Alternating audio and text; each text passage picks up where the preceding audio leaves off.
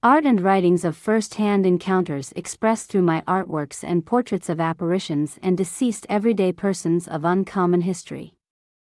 For more in-depth stories, artworks, and accounts of my journey into the afterlife through my arts at taosghosts.com.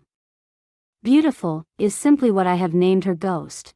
I write this from my art home studio in downtown Taos, New Mexico, less than a minute or two of a walk to the infamous and famous old historical square. Awakened from my slumber once again, in my considerably nearby and very haunted adobe-style home and artist studio on Paseo del Pueblo Sur.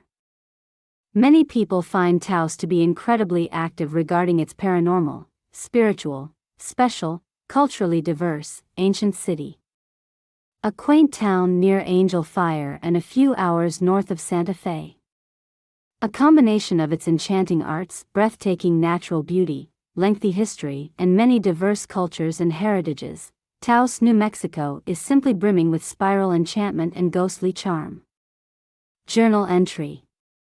It's late, they haunt, I just wish they could rest. I wish I could rest. It's haunted Taos. I see dead people, interview them, write and draw their lives and afterlives. Ghost, beautiful, I will call her, to protect the innocent, and the guilty alike. I choose not to reveal her birth name in these writings. She was one of the first ghosts that approached me as I drew her in the square in broad daylight.